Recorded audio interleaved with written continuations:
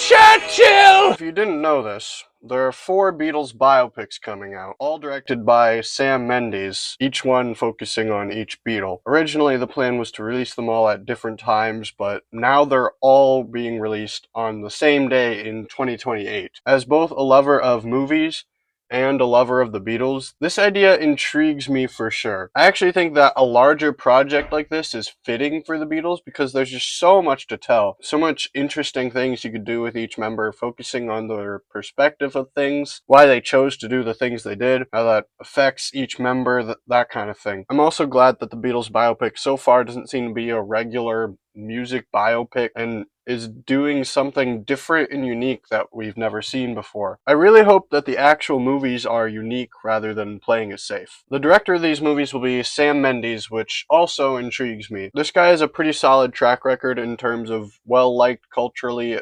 impactful movies. I don't know about Sam Mendes' personal experience with the Beatles, but if he's wanting to create this project, I guess he probably likes them quite a bit. Once again, though, I really hope that he doesn't play it safe with the stereotypical music biopic formula that award ceremonies seem to go crazy for some reason. I'm going to be kind of mad if it relies on iconic moments and songs rather than explore these people in an interesting way. I want to see some weird stuff. I want to see a crazy drug trip scene while they write I Am the Walrus. I want to see John's dream of a flaming pie man or whatever. I want to see the Winston Churchill circle, if you know what I mean. I also hope they don't portray these guys as perfect individuals or make it some big advertisement for Beatles as a brand, because they're definitely not perfect and made mistakes along the way, and I want to see that. I want to see John being a jerk and how his relationship with Paul fell apart near the end. I want to see the regret and the emotions it brings out when they split up eventually. I say all this because the Beatles are so much more interesting than well-known band I recognize.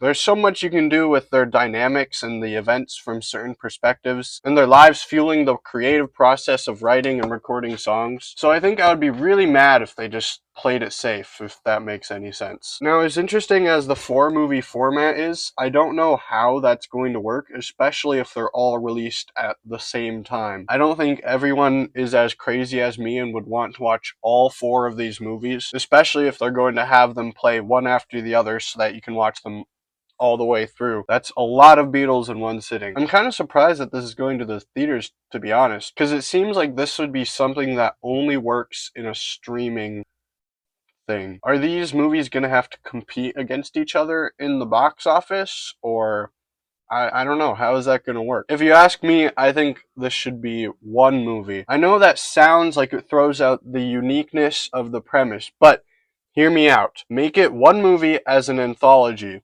and you call it Beatles Anthology. Here's my pitch. We start with a montage of the Beatles performing, from the crowd's perspective, while the opening credits roll. We see these guys as a famous band that we enjoy but don't know personally, because once again we're from the perspective of the crowd during this montage. After we've montaged through the Beatles' whole career for about 3 minutes, we arrive at the Hey Jude live performance. We get closer to the band. There's tension in the air. Then we zoom in on Ringo's face. Boom! It cuts to young Ringo. We see the words Part 1, Ringo. Then we have about 45 minutes of the Beatles' whole career from Ringo's perspective before we finally arrive at the Hey Jude performance once again. We then shift over to George's face before cutting to young George. Part 2, George happens, and so on. Each part is around 45 minutes long, and at the end of all that, we see the Hey Jude performance from a neutral perspective, and we get some stuff afterward, still from a neutral perspective. Some of the recording of the last 2 albums. We see the Beatles break up, and it ends with John recording Now and Then.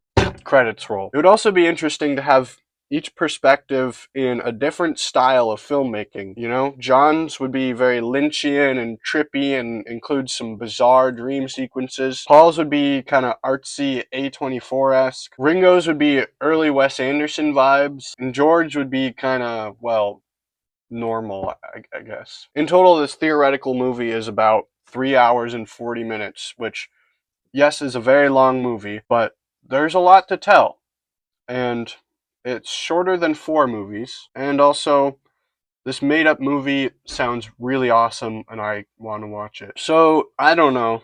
That's how I personally would make my Beatles movie, but Sam Mendes, clearly has his own vision, and however it turns out, I'm very interested to see it. This 4-part biopic thing is something that hasn't been done before, so that's pretty cool. I'm really just curious to see how they're gonna pull this off. That is all. Tell me what you think of this Beatles movie thing that's happening. Tell me how I can improve on making videos, and also comment your favorite Beatle now and then, forever.